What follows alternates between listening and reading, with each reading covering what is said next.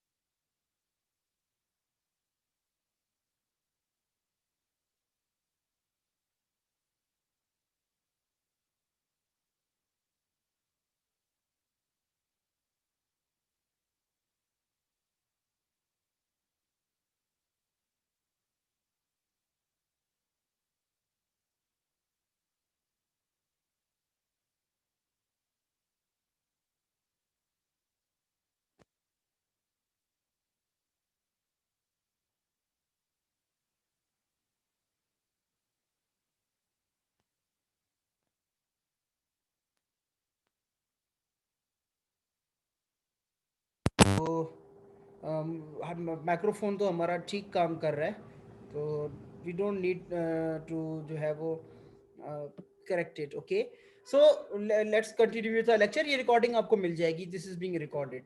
तो हमारा ये जो सेक्शन है वो जो आपको पता है कि जो हमारे टेबल्स हैं उनके थ्रू हमारी जो सिलेक्शन है इकोनॉमिकल रोड शेप्स की, तो वो जो है वो निहायत ही आसान है through the column with the column load tables. क्योंकि कॉलम लोड टेबल्स में हमारा ये है कि तो आपको पता है कि हमारा ये जो सिलेक्शन है इकोनॉमिकल रोल शेप की वो हमारी जो है वो इजी है with the aid of column load tables. हम क्या करेंगे, आपको पता है कि कॉलम लोड टेबल आपका जो है वो कौन सा है, टेबल 4-1 आपका कॉलम लोड टेबल है जो आपको डायरेक्ट स्ट्रेंथ देता है. अगर आप उस कॉलम लोड टेबल में जाएंगे मैनुअल में, मैं यहाँ पे मैनुअल में नहीं जा रहा हूँ फिलहाल, ठीक है, तो उसमें आप देखेंगे तो उसमें ये होगा कि कॉलम लोड टेबल आपका जो है वो शुरू जो होता है वो होता है लार्जर जो है ना शेप से. आपने आखिर में जाके लाइटेस्ट शेप से शुरुआत करनी होती है क्योंकि वी नीड इकोनॉमी. ठीक है, लाइटर शेप आप सिलेक्ट करेंगे. अभी हम एग्जांपल करेंगे, यू विल अंडरस्टैंड कि how to do it. Okay, तो आप उसको सर्च करेंगे कंटिन्यू लाइटर शेप के लिए, वो कैसे होगा वी विल डिस्कस. आप यूजुअली जो कैटेगरी है WT या W चूज कर लेते हैं क्योंकि वो शुरुआत में होता है, तो वही शेप आप यूज कर लेते हैं. या कभी कभी आपको आर्किटेक्चरल डिटेल्स गिवन होती हैं, आर्किटेक्ट आपको कहता है कि ये आपने W शेप यूज करना है, आपने चैनल यूज करना है, तो ऑलमोस्ट ये डिटेल्स भी आर्किटेक्चरल प्लान में गिवन होती हैं डिजाइनर को. जस्ट लाइक आपको RCC स्ट्रक्चर्स में जो आपकी जो साइज होती है स्लैब्स की, बीम्स की, कॉलम्स की, वो गिवन होती है आर्किटेक्ट्स की तरफ से. तो ये एक डिजाइन इंजीनियर का, स्ट्रक्चरल इंजीनियर का ये एक चैलेंज होता है कि वो उस आर्किटेक्ट की जो ड्राइंग है हाउ ही मैनेजेस इट, वो उसको कैसे मैनेज करता है. ओके, तो हाँ, और जो आपके जो अनसिमेट्रिकल शेप्स हैं, स्ट्रक्चरल टीज हैं, या आपके जो है ना वो सिंगल एंगल हैं, वो जो है ना वो आपकी जो उनको जो सिंगल या डबल एंगल जो शेप्स है उनकी स्पेशल कंसिडरेशंस हैं. वो स्पेशल कंसिडरेशंस क्यों हैं वी विल डिस्कस इट. ठीक है, अच्छा, अब आप देखें ये एक एग्जाम्पल है. ये एग्जाम्पल कहता है कि select the lightest W shape that can register service dead load of 62.5 kips and a service live load of 125 kips. The effective length, अब इसने डायरेक्टली यहाँ पे आपको एंड कंडीशंस नहीं दी, इसने आपको यहाँ पे इफेक्टिव लेंथ 24 फीट दे दी है. एंड ही सेज के मटेरियल प्रॉपर्टी उसकी कौन सी है, मटेरियल प्रॉपर्टी जो है इसकी वो आपकी है ASTM A992. ओके, अब आप क्या करेंगे, आपका जो सॉल्यूशन है वो आप ये करेंगे कि लाइटेस्ट शेप से मुराद क्या है आपकी, जो ऐसी बात है डेप्थ जिसकी कम होगी वो लाइट होगा. ठीक है, तो आप क्या करेंगे, LRFD यूज करेंगे. तो LRFD पहले हम LRFD को डिस्कस कर लेते हैं. LRFD and ASD are same क्योंकि उसमें कोई फर्क नहीं है, ऑल्दो हमारा जो कोर्स आउटलाइन है वो लिमिटेड है ASD के लिए, but I discuss always discuss LRFD solution with you people. ठीक है, तो इट सेज कि फैक्टर्ड लोड इज PU, ये आपकी ये लोड कॉम्बिनेशन है, वी नो दैट उससे आपका जो अल्टीमेट लोड है वो 275 किप्स है. इफेक्टिव लेंथ आपकी कितनी है, इफेक्टिव लेंथ आपकी डेटा में कितनी है, 24 फीट है. Okay, ASTM A992 steel, it means कि आपकी FY कितनी होगी, 50 KSI होगी. ठीक है, इफेक्टिव लेंथ 24 फीट है, A992 स्टील से FY 50 किप्स है, and the load you need to adjust या जिसको आपने रेजिस्ट करना है वो दैट इज व्हाट 275 किप्स. आप कॉलम लोड में एंटर करेंगे, एंटर होंगे, शुरुआत में आपको आखिर में जाएंगे तो W8 आपको नजर है, मतलब आप जब शुरुआती में जब जाएंगे, कॉलम लोड टेबल ऑलरेडी मैं आप लोगों के साथ डिस्कस कर चुका हूं, आप जस्ट ओपन इट। तो आप जब उसको ओपन करेंगे तो आपके जो शेप्स होंगे वो लार्जर डेप्थ वाले शेप्स होंगे, ठीक है। आखिर में जाके W8 आपका आएगा। अच्छा, अब आप देखें कि यहाँ पे आपका जो W8 शेप है, ओके, W8 बाय 67, 58, 48, 40, 35, 31, FY कितनी है? 50 के एस आई है, वी आर गुड। हमारी जो इफेक्टिव लेंथ कितनी है? 24।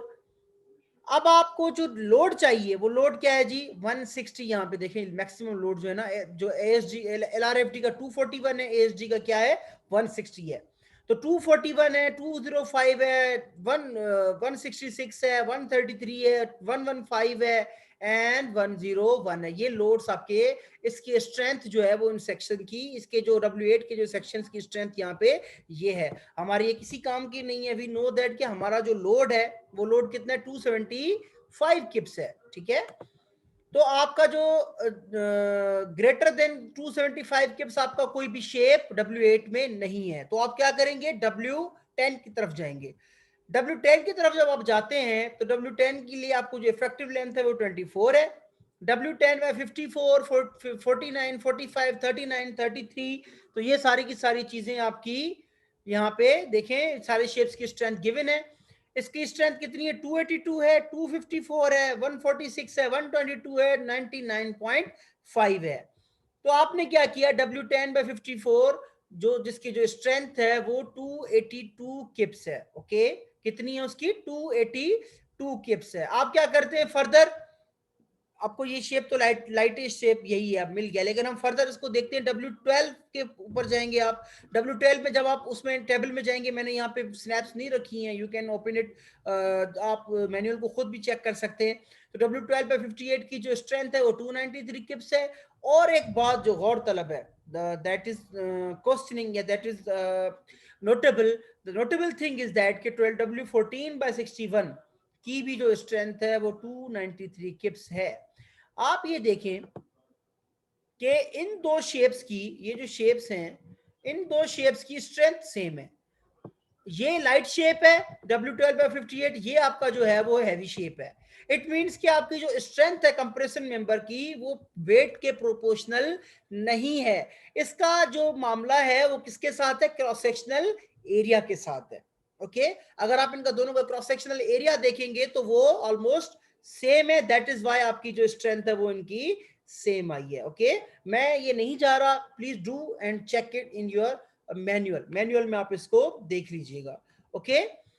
तो हमारा जो लाइटेस्ट शेप है वो कौन सा है? W10/54, जाहिर सी बात है यही लाइटेस्ट शेप है। तो हमारा जो इसके लिए जो शेप है इस लोडिंग के लिए और कंडीशन के लिए वो W10/54 है, ओके। तो आप इसको ASG के लिए जब करेंगे तो ASG के लिए सिंपल लोड कॉम्बिनेशन है, dead load plus live load, and same thing आपने की है W12 एंड 14 वाली सेम चीज है। आपने अगेन W10/54 और उसकी जो स्ट्रेंथ है वो 188 किप्स है, क्योंकि आपको रिक्वायर्ड भी क्या है? 188 किप्स है, ओके। तो जो आपका ASG है W10/54, अगर आप देखें यहाँ पे, ये देखें ये 188 किप्स है। If you can see it, ये यहाँ पर देखिए 188 किप्स है, ओके। तो ये आपका प्रॉब्लम है, ओके। आपका एक और एग्जांपल है थ्रू टेबल्स, वो एग्जांपल है select W14 of A992 steel, use the column load tables. अच्छा, अब आपने ये सोचा होगा कि यार हमने ये जो एग्जांपल था इसके लिए ये चेक क्यों नहीं किया? हमें चेक करना चाहिए था। वैसे क्या चेक करना चाहिए था? कि ये शेप हमारा कॉम्पैक्ट है या नहीं है। लेकिन हमें पता है कि ये जो हमारा शेप है W10/54 ये कॉम्पैक्ट है। क्यों कॉम्पैक्ट है? क्योंकि इसके ऊपर कोई सी का फुटनोट नहीं है। अगर आप टेबल में जाएंगे, मैनुअल में जाएंगे, इस टेबल को, इस शेप को W10/54 को देखेंगे तो ये आपका कॉम्पैक्ट शेप है, सिलेंडर शेप नहीं है, क्योंकि इसके ऊपर फुटनोट सी नहीं होगा वहां पे। Do go and check it. क्योंकि मैं देखिए सारी चीजें यहाँ पर नहीं रख रहा, वो इसलिए नहीं रख रहा कि आप लोग चीजों को जाएं और एक्सप्लोर करें। If you have any question, you can ask me anytime, okay? तो आपने क्या करना है जी? Select W14 of A992 steel, use column load tables. Again आपने अब अच्छे इसकी लोडिंग देखें, डेड और लाइव लोड गिवन है, पिन एंड कंडीशंस हैं, इफेक्टिव लेंथ जाहिर सी बात है इसकी 18 फीट ही होनी है, ओके। तो आप क्या करेंगे जी, आप इसकी पहले तो अल्टीमेट लोड कैलकुलेट करेंगे, वो 526 किप्स है। जब आप केएल 18 के लिए जाएंगे तो W14/74 है, फिर 563 किप्स है, वो भी कॉम्पैक्ट शेप है। And again dead plus live load को आप ऐड करेंगे, आप जाएंगे तो W14/82 जिसकी जो स्ट्रेंथ है वो 413 है, ठीक है। ये आप जब आप कॉलम लोड टेबल्स में जाएंगे तो these things are available over there. एक और एग्जांपल है जिसमें आप देखें, what does it say? A 20 feet long column is pinned at bottom and fixed against rotation but free to translate at the top. It means कि आपका जो एक जो आपका ये जो कंडीशन है वो कंडीशन आपकी कौन सी है जी, वो कंडीशन आपकी ये है, देखें ये वाली कंडीशन है ई, ठीक है। इट मीन्स के ये कहता है कि fix against rotation but free to translate at the top, rotation नहीं हो सकती लेकिन ट्रांसलेशन उसमें हो सकती है। तो इसका जो लोड, जो उसकी जो लोडिंग है वो डेड लोड 110 किप्स है, सर्विस लाइव लोड 110 किप्स है, दोनों 110 है। आपने क्या करना है, आपने W12 जो है वो शेप को सिलेक्ट करना है, कॉलम लोड टेबल्स को यूज करना है, ठीक है। आप क्या करेंगे जी, आपके पास जो इसके जो फैक्टर है 2 है, इफेक्टिव लेंथ फैक्टर, अब ये अपने पहले ये डिस्कस किया, ये देखें यहाँ पे 2 है, ओके। देन आप क्या करेंगे, उसकी इफेक्टिव लेंथ 40 फीट हो जाएगी। तो W12/120 आप सेक्शन सिलेक्ट करेंगे कॉलम लोड टेबल से, जिसकी जो स्ट्रेंथ है वो 339 किप्स है। फॉर ASG आपकी जो 40 फीट की इफेक्टिव लेंथ के लिए W12/120 सेम शेप है, उसकी जो स्ट्रेंथ है वो 225 है, क्योंकि उसके जो हमारा अलाउबल लोड जो है वो हमारा 220 किप्स है, ओके। अब अगर कोई शेप, कोई डिजाइनिंग आप अगर टेबल से नहीं करना चाह रहे और आप उसको चाह रहे हैं कि आप उसको मैन्युअली करें, या ट्रायल एंड एरर अप्रोच हम जिसको कहते हैं, क्या कहते हैं हम उसको, ट्रायल एंड एरर अप्रोच। अब इसको हम ट्रायल एंड एरर अप्रोच क्यों कहते हैं, अभी हम इसको डिस्कस करते हैं, ओके। आप क्या करेंगे, पहले आप ये करेंगे कि आपकी जो स्ट्रेंथ है वो आपको गिवन होगी, जाहिर सी बात है कोई भी आपने डिजाइनिंग करनी है तो आपको मटेरियल गिवन होता है, उसका आपको चूज करना पड़ता है जी, A992 है, A36 है, कौन सा मटेरियल है, ओके। आप क्या करते हैं कि उसके लिए पहले पहले ग्रॉस एरिया कैलकुलेशन के लिए आपको, जाहिर सी बात है कोई भी सेक्शन चूज करने के लिए आपको क्या रिक्वायर्ड है भाई, आपको रिक्वायर्ड होता है ग्रॉस एरिया, ठीक है। ये जो देख रहे हैं आप यहाँ पे भी LRFD के लिए या ASD के लिए आपको क्या चाहिए होता है, ग्रॉस एरिया। ग्रॉस एरिया के लिए ASD में भी देखेंगे FCR की वैल्यू चाहिए, और LRFD में भी आपको क्या चाहिए, FCR की वैल्यू चाहिए, ताकि आपको कोई एक ग्रॉस एरिया मिले, आप कोई सेक्शन चूज कर सकें। आपके पास FCR की वैल्यू तो है नहीं, तो इनिशियली आप क्या करते हैं, आप FCR की वैल्यू को अज्यूम करते हैं। क्या करते हैं, आप FCR की वैल्यू को अज्यूम करते हैं।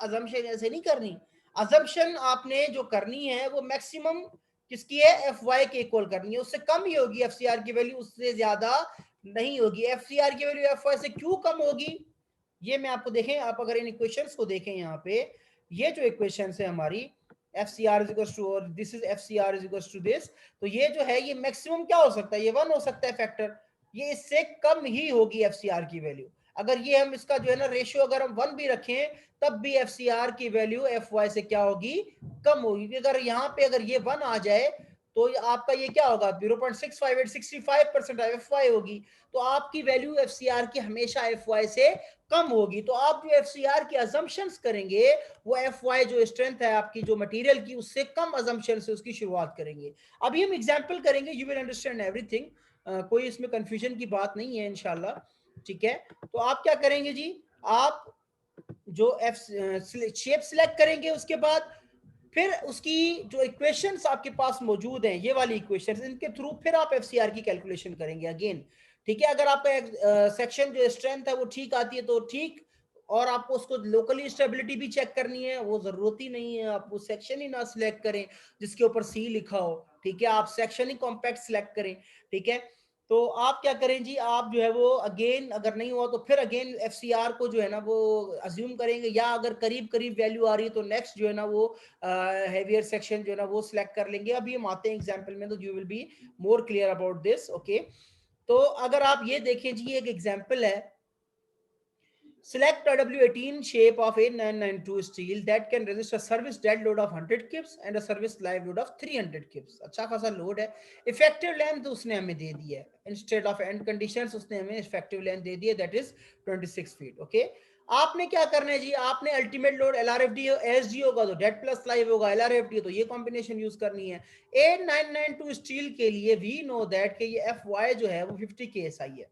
ओके, 50 KSI के लिए आप क्या करेंगे, आप उसको, ये इसने इनिशियली शुरुआत के लिए आपको समझाइए 2/3 मतलब 2/3 को आप मल्टीप्लाई करेंगे किससे, 50 से. तो इट मीन्स कि ये जो आपका आंसर आएगा वो 33 KSI आएगा. जब 33 KSI आ गया, आपका ग्रॉस एरिया कैलकुलेशन हो जाएगी. ग्रॉस एरिया की कैलकुलेशन आपके पास कितनी है, 20.2 इंच स्क्वायर आएगी. ठीक है, आप क्या करेंगे जी, आप मैनुअल में जाएंगे. ठीक है, मैनुअल में जाने के बाद आपने देखा जी W18/71 की जो एरिया है वो 20.8 है. गुड, आप देखें 60, अब ये जो शेप्स हैं आप यहाँ पे देख रहे हैं 60, 55, 50, ये आप सिलेक्ट नहीं कर सकते. क्यों? क्योंकि उनके ऊपर सी का फुटनोट लगा हुआ है. इट मीन्स कि these are non compact shapes या सिलेंडर शेप्स हैं ये. तो आपने W18/71 चूज किया जिसका जो एरिया है वो 20.8 है. हमें रिक्वायर्ड जो एरिया है वो 20.2 है. आपने उसका जो है वो पहले सिलेंडरनेस रेशियो चेक किया. आर मिनिमम आपको उसका, आर मिनिमम आपको वहां यहाँ से मिल जाएगा उसका. ये जो वाई एक्सिस का आर मिनिमम है 1.7 है. ओके, तो आपका ये जो सिलेंडरनेस रेशियो की जो रिक्वायरमेंट है वो भी वेरीफाइड है. आप इलियर स्ट्रेस उसकी कैलकुलेट करेंगे. ठीक है, वो आपकी कितनी आ गई, 8.5 आ गई. आप जो है जो आपका जो इलियर स्ट्रेस के बाद जो है वो आपका जो कैलकुलेशन आप चेक करेंगे कि आपकी जो है वो किस क्राइटेरिया में आ रही है. We have already discuss this thing. फिर आपकी जो है ये आपकी जो बकलिंग है इलास्टिक है या इन इलास्टिक है, उस हिसाब से आप जब इक्वेशन को देखेंगे ये इससे ग्रेटर है तो ये आपकी जो है वो आपकी जो ये जो बकलिंग है वो आपकी जो है वो इलास्टिक बकलिंग है. तो आपका ये जो 0.877 FE जो है वो आपका इन इलास्टिक बकलिंग के लिए ये जो लोड आया वो 140 किप्स आ गया. और जो हमें रिक्वायर्ड है वो देखिए वो 600 किप्स है. हम बहुत पीछे हैं. ठीक है, मतलब हमने जो वैल्यू जो FCR की एज्यूम की थी वो बहुत ही कम की थी, मतलब बहुत ही आगे ले गए थे, हम उसको ज्यादा कर गए थे. देखिए अब आपको ये मालूम हो गया कि यार मेरा जो आंसर आ रहा है लोड का वो 140 किप्स आ रहा है. FCR की जो वैल्यू पहले हमने चूज की थी वो की थी 33 KSI. ठीक है, अब वो मुझे 33 से 35 अज्यूम करनी है या 33 से कम अज्यूम करनी है या ज्यादा अज्यूम करनी है पहली वैल्यू से. उसका अंदाजा कैसे होगा आपको, देखिए FCR है डिनोमिनेटर में. पहले आपने 33 अज्यूम की थी, एरिया कम आया था, स्ट्रेंथ कम आई. अब आपने 33 से कम वैल्यू अज्यूम करेंगे तो एरिया क्या आएगा, ज्यादा आएगा. तो पहले 33 हमने अज्यूम की थी तो अब हम कितनी करेंगे, 20 अज्यूम करेंगे ताकि हमारा एरिया ज्यादा आए. एरिया ज्यादा आएगा तो हमारा लोड ज्यादा आएगा.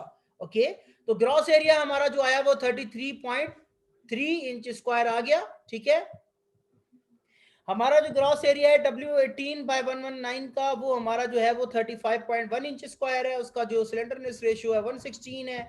हमारी जो इलियर स्ट्रेस है वो 21.27 है. हम उसको चेक करेंगे कि हमारी वो भी ग्रेटर आ रही है. ये भी अगेन इलास्टिक बकलिंग है या इन इलास्टिक बकलिंग है, you have to check that क्योंकि ये प्रीवियस लेक्चर में आपको समझा दिया गया है. ओके, तो व्हाट विल बी हैपनिंग कि आपका जो ये इलास्टिक बकलिंग ही है of course, but make sure आप उसको लेक्चर को देखा हुआ होगा तो आपको समझ आ रही होगी. ओके, तो आपका जो स्ट्रेंथ की जो वैल्यू आई है वो 589 kips means we are closer, हम क्लोज हैं. ओके, हमने पहले जो शेप सिलेक्ट किया था वो कौन सा शेप था, वो पहले शेप था W18/119. देखिए इस पे C नहीं है, इट मींस ये कॉम्पैक्ट शेप है. ओके, हम क्या करेंगे W18/130 चूज कर लेंगे. ये देखें W18/130 उससे ज्यादा हेवी शेप है, उसका एरिया 38.2 है लेकिन इसके ऊपर सी भी नहीं लिखा हुआ. इट मींस कि ये एक कॉम्पैक्ट शेप है. ओके, तो W18 बाय जो हमारा 130 है जो हमने चूज किया उसका जो एरिया ये आ गया. सिलेंडरनेस रेशियो भी ओके है. एरर स्ट्रेस कैलकुलेट की, then that comes out to be हमारी जो क्रिटिकल जो हमारा क्रिटिकल बकलिंग लोड है वो आ गया 646 किप्स.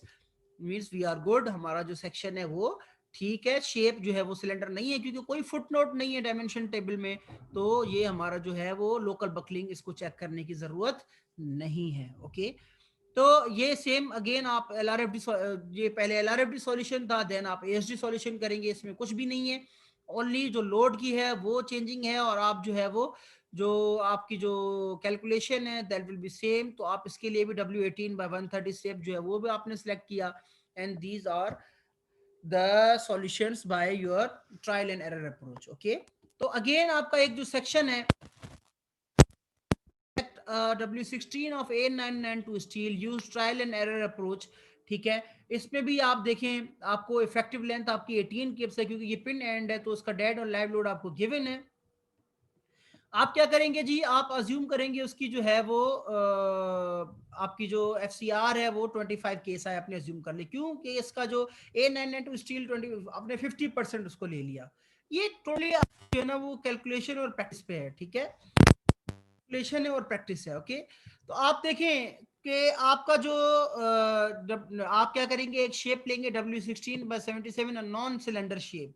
कैसे नॉन सिलेंडर शेप है कि आप डायमेंशन प्रॉपर्टीज टेबल डायमेंशन में जाएंगे तो आपको वहां पे लगेगा कि आपका जो W16/77 है उसके ऊपर C नहीं लिखा होगा फुट नोट। ओके, तो आप क्या करेंगे, आपका जो ग्रॉस एरिया इसका होगा वो 22.6 इंच स्क्वायर होगा, और RY इसका 2.47 है। ये मैंने इस पे कोई भी उसका नहीं रखा हुआ, आपका जो है आपका जो आपका जो टेबल की जो स्नैप्स हैं, क्योंकि टेबल आप जो है ना वो उसमें मैनुअल की जो स्नैप्स है मैंने नहीं रखी, आप मैनुअल की स्नैप्स वहां से जाके देख सकते हैं। ठीक है, तो आप इसकी ईलियर स्ट्रेस कैलकुलेट करेंगे and that comes out to be satisfying.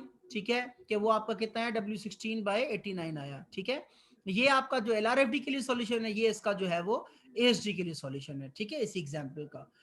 Okay, तो ये इसमें देखिए आपकी इन इलास्टिक बकलिंग है, क्योंकि आपको पता है कि 18 फीट जो लेंथ है उसकी वो अच्छी खासी लेंथ है। ठीक है, तो आपका जो शेप है वो आपकी इन इलास्टिक बकलिंग हो रही है, इलास्टिक बकलिंग नहीं हो रही। ठीक है, पहले क्या हो रहा था हमारा इसमें, इस शेप में, इसमें हमारी जो इफेक्टिव लेंथ थी वो कितनी आ रही थी इस एग्जांपल में, इस एग्जांपल की जो इफेक्टिव लेंथ थी हमारी वो 26 फीट थी, वो ऑलरेडी उसने इफेक्टिव लेंथ दी हुई थी, और शेप हमारा हेवियर था, W18 शेप था, तो वो इलास्टिक बकल हुआ। तो ये जो हमारा शेप है वो लाइटर शेप है, इसकी इफेक्टिव लेंथ ज्यादा है, तो वो हमारा इन इलास्टिक बकलिंग हो रही है इसमें। ठीक है, ये चीजें हमने पहले डिस्कस कर ली थी। अच्छा, अब ये जो एग्जाम्पल है हमारा, 20 foot long column is pinned at both and fix against rotation, ये सेम वही चीजें हैं। देखें वो एग्जाम्पल आपने जो हमने पहले किए हैं ना, ये वो एग्जाम्पल हम पहले जो करके आए हैं पीछे थ्रू टेबल्स, वही एग्जाम्पल हम ट्रायल एंड एरर अप्रोच से कर रहे हैं। सेम वही एग्जाम्पल है W18 ऑफ A992, और आपने trial and error approach use करनी है इसमें। अगेन आप क्या करेंगे, अज्यूम करेंगे FC आप मैं बल्कि ASD सॉल्यूशन पे चला जाता हूँ। ठीक है, ASD सॉल्यूशन हमारा जो है, आप लोड को ऐड करें, dead load plus live load, तो आपका ये टोटल कितना आया, 220 किप्स आ गया। आप अज्यूम करेंगे FCR 8 KSI। अब देखें ये सॉल्यूशंस जो होते हैं ना, वो आप ट्रायल एंड एरर अप्रोच जो है वो आपकी प्रैक्टिस पे होती है। ठीक है, आप एक वैल्यू अज्यूम करते हैं, देन आपको आइडिया हो जाता है कि मैंने इससे ज्यादा करनी है, कम करनी है, वो कैसे करनी है। लोड की वैल्यू अगर आपकी बहुत कम आई है, तो जो आपने अज्यूम की है उस वैल्यू से आप कम अज्यूम करेंगे, क्योंकि आप इसको कम करेंगे तो एरिया ज्यादा आएगा। अगर आपकी लोड की वैल्यू बहुत ज्यादा आती है तो आप इसको ज्यादा अज्यूम करेंगे तो एरिया कम आएगा, तो स्ट्रेंथ की वैल्यू कम आएगी। ये कॉम्बिनेशन जो है ना इक्वेशंस की, ये आपको समझनी होगी। ओके, आप क्या करेंगे जी, W18/158 एक नॉन सिलेंडर शेप है, आपने सिलेक्ट कर लिया and then you made the calculation. यहाँ पे आई थिंक इलास्टिक बकलिंग हो रही है, और W18 हेवियर शेप है, तो आपका जो स्ट्रेंथ आई है वो 220 किप्स आई है। ओके, तो अच्छा, ये जो आपका जो LRFD जो पार्ट है इसका, इसमें इसने 2-3 शेप ट्राई किए हुए हैं। ठीक है, पहले जो शेप था इसका उस दिन 25 यहाँ पे देखें किया था, 25 के बाद जो है ना इसका जो लोड आया था वो अच्छा खासा कम आया था, तो वो 8 KSI तक चला गया था। ठीक है, ओके, तो आई होप कि आपको ये डिजाइनिंग का जो पार्ट है इसका वो समझ आया होगा। ऑलमोस्ट हमारा जो कंप्रेशन मेंबर का जो हमारा पार्ट है वो हमारा खत्म हो चुका है, लेकिन इफेक्टिव लेंथ पे हम कुछ और डिस्कशंस करेंगे। ठीक है, वो जो डिस्कशंस है हमारी, वो हमारी जो डिस्कशंस हैं वो इंशाल्लाह ताला फर्दर जो हमारा जो लेक्चर आएगा उसमें, और फिर उसके उसमें हम थोड़ी डिस्कशन करेंगे इफेक्टिव लेंथ के ऊपर। उसके बाद जो हमारा जो फ्लेक्सुरल मेंबर है, हमारा जो बीम्स है, हम उसके ऊपर भी डिस्कशन करेंगे इंशाल्लाह अपकमिंग लेक्चर्स में। देन कनेक्शंस हैं, दो टॉपिक्स आपके रहते हैं। So thanks a lot. मैं अभी जो इसके लेक्चर की रिकॉर्डिंग है वो स्टॉप कर रहा हूँ। Thank you.